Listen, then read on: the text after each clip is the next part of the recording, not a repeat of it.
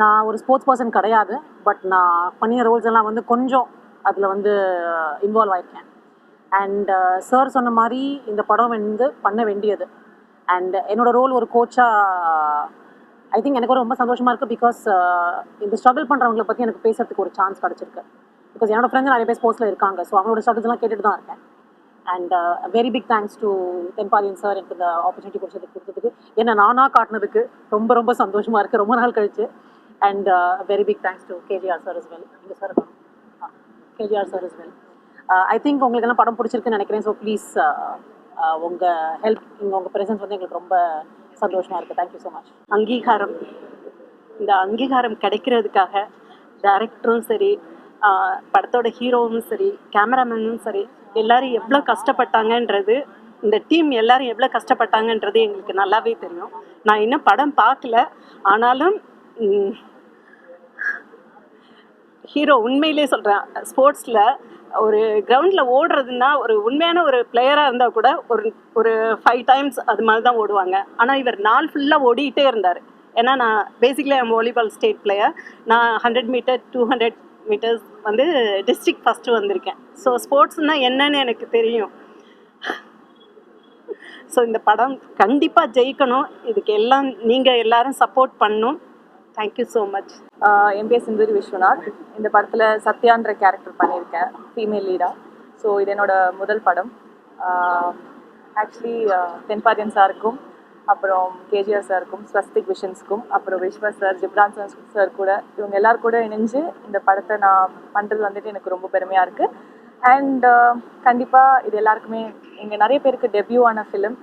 So உங்கள் support எங்களுக்கு கண்டிப்பாக தேவை. ஸோ நீங்கள் எங்களை வந்துட்டு மக்கள்கிட்ட கொண்டு போய் சேர்த்து எங்களுக்கு சப்போர்ட் பண்ணுங்க. தேங்க்யூ. நம்ம ஜனநாயகம் இருக்கு இல்லையா, ஜனநாயகம் வந்து ஜனநாயகமும் சரி சட்டமும் சரி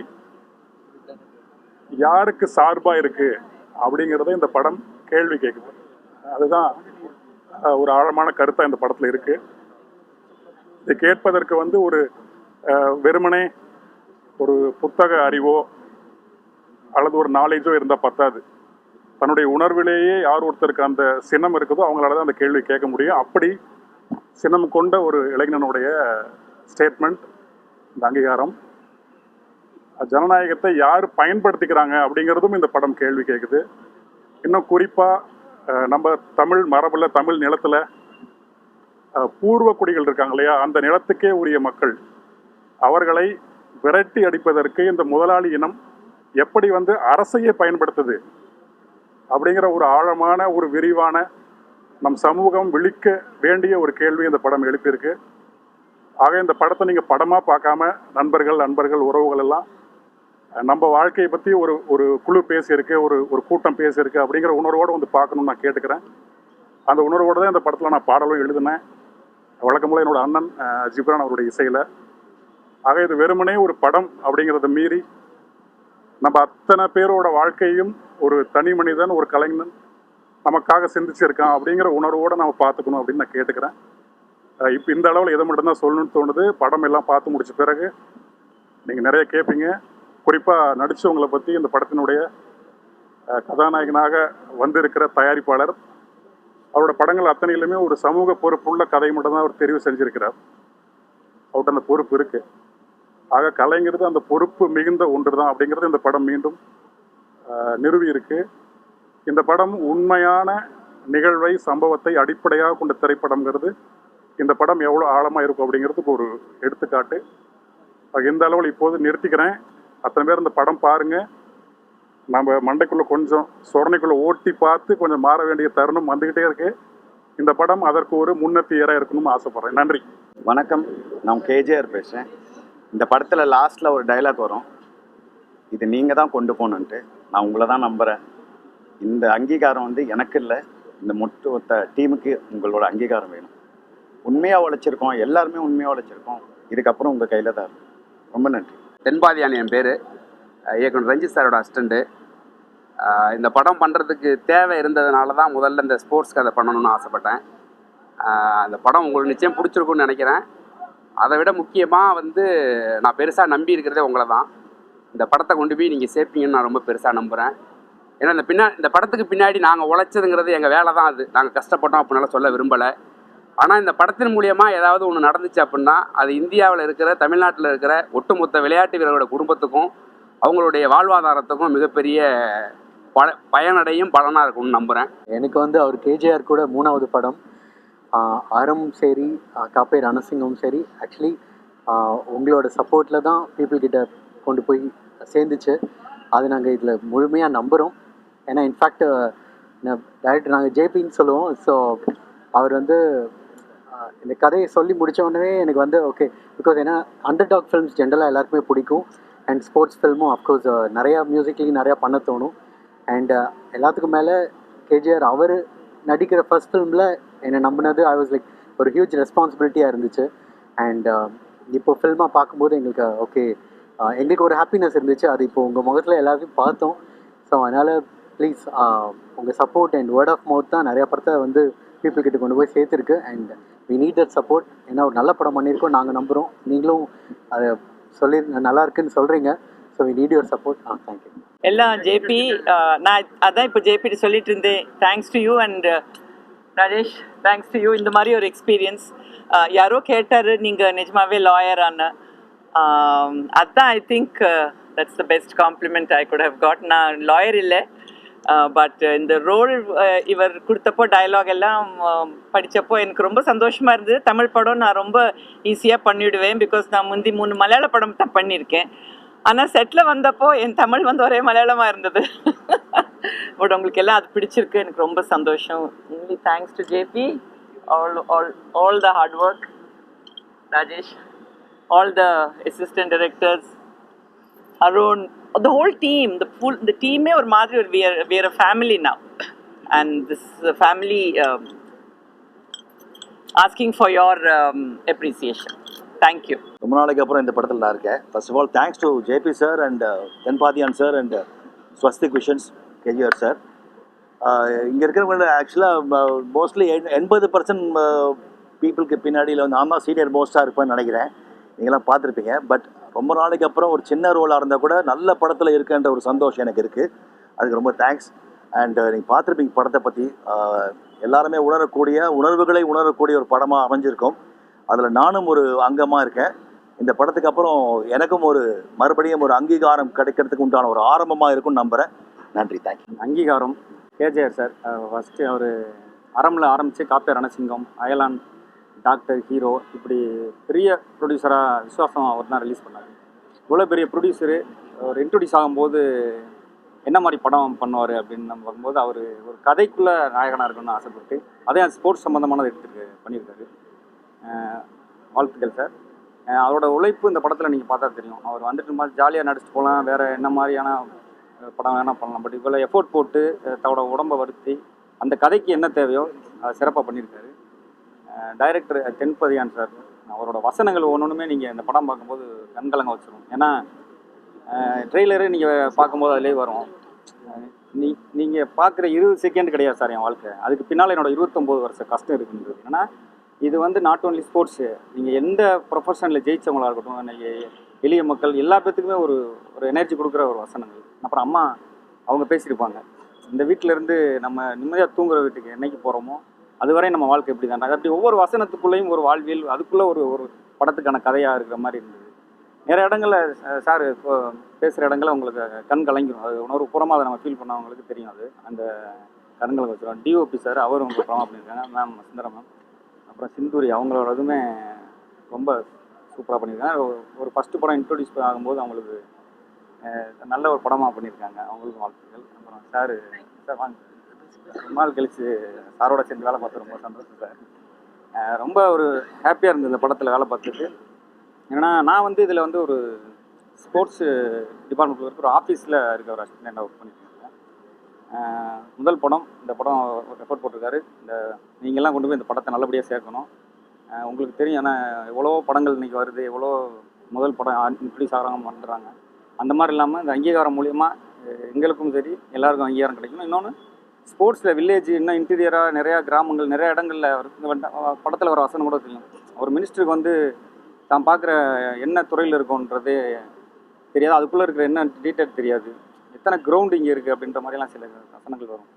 ஸோ இதை பார்த்துட்டு கண்டிப்பாக அடுத்து ஸ்போர்ட்ஸில் கலந்துக்கிற ஸ்போர்ட்ஸு சம்மந்தமாக போகிற எல்லா பேருக்குமே ஒரு பெரிய எனர்ஜியாகவும் இருக்கும்.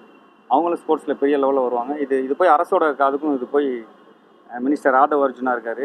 கண்டிப்பாக இந்த படம் வந்து அவரும் பார்க்கணும். அவரை பார்க்க வச்சா இது மிகப்பெரிய ஒரு மாற்றம் ஏற்படும் இங்கே நம்பிக்கை இருக்குது. நன்றி.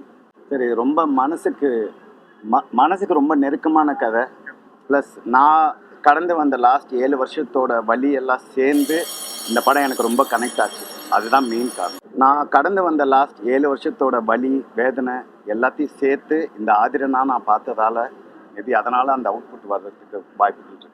இந்த படத்தில் நாங்கள் கேட்ட கேள்விக்கு பதில் சொன்னாவே நான் திருப்பியும் சொல்கிறேன், நம்ம தமிழ்நாட்டிலேருந்து 10 பேர் ஒலிம்பிக்கில் செலக்ட் ஆகும். ஆமாண்ணா, இப்போ உங்களுக்கு இருக்கிற கேள்விகள் தானே இந்த படமே. இந்த ப்ராசஸ் அரசுக்கும் ஒரு ஆர்ட் வழியாக நடக்கிற டிஸ்கஷனாக தான் நான் பார்க்குறேன். இதை நீங்கள் இப்போ உங்கள்கிட்ட ஒரு தனிநபராக உங்களுக்கு இவ்வளோ கேள்விகள் இருக்கும்போது இது எப்படியே கூட்டு கேள்விகளாக மாறி அது நகர்ந்தால் வேறு ஒன்றா நடக்கும்னு நம்புகிறேன். அந்த ஆதங்கம் தான் இந்த படம். அங்கீகாரம் வந்து அப்படி ஆதங்கப்பட்டது தான்.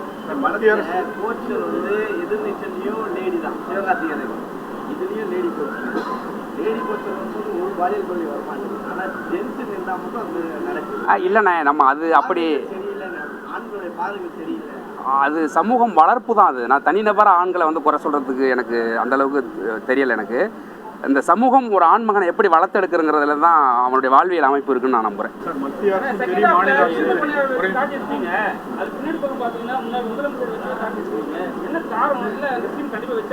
இல்லைண்ணா, அந்த பின்னாடி இருக்கிற சீன் வந்து நாங்கள் உருவாக்குனது இல்லை. அந்த கடற்கரையில் நாங்கள் எடுக்கும் போது இருந்தது. இருங்க, நான் சொல்லி முடிச்சிடறேன். இருங்கண்ணா, நீங்கள் ஒரு கேள்வி கேட்டிங்கன்னா சொல்லி முடிச்சிடறேன். அப்போ அந்த தூய்மை பணியாளர்கள்லாம் எப்பவும் உட்காந்து ஒரு டீ சாப்பிட்றதுக்கு ஒரு இடம் ஒன்று இருக்கும். அதுக்கு அந்த இடம் நல்லா இருக்கிற மாதிரி இருந்ததுனால அது நம்ம உட்காந்தது.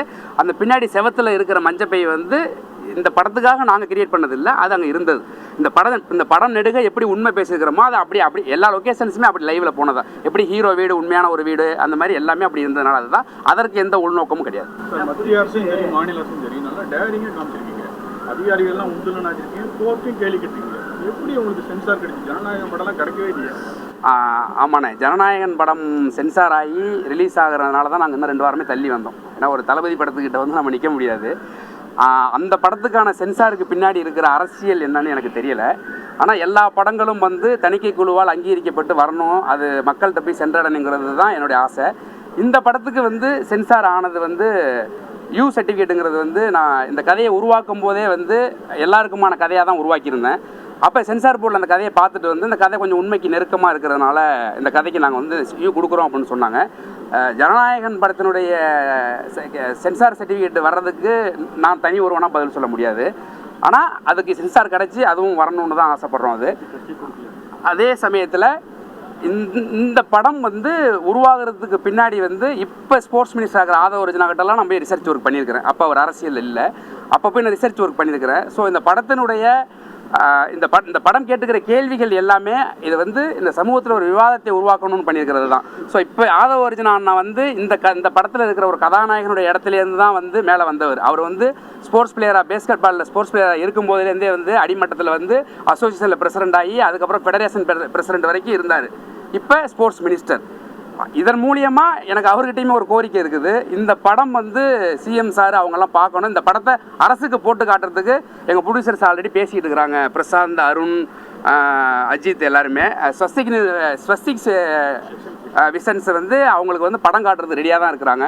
இந்த படத்தை நான் ஏன் அவங்களுக்கு காட்டணும்னு விருப்பப்படுறோம் நாங்களும் ப்ரொடக்ஷன் டீமும் என்ன அப்படின்னா, இந்த படம் பார்த்ததன் மூலியமாக எங்களுக்கு ஒரு வரி விலக்கு தேவைப்படுது. அதையெல்லாம் விட மிக முக்கியமாக இந்த படத்தை இப்போது ஆட்சியில் இருக்கிறவங்க பார்த்தாங்கன்னா அது அவங்களுக்குள்ள ஒரு ப்ராசஸை நிகழ்த்துமோன்னு நான் சொல்கிறேன்.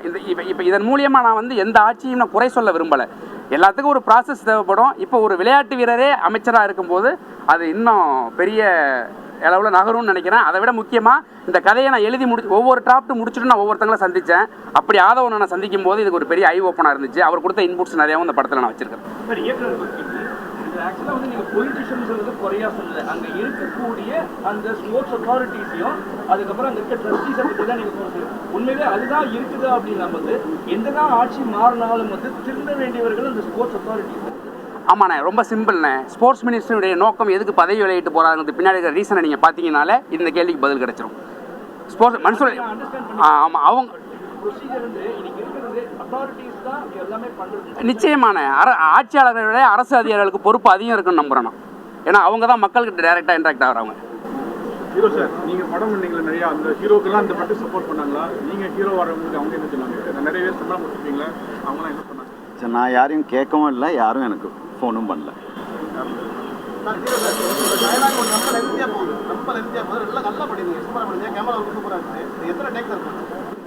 27 டேக் போச்சு, ஆனால் அவர் ஓகே பண்ணது ஃபர்ஸ்ட் ஷாட் தான்.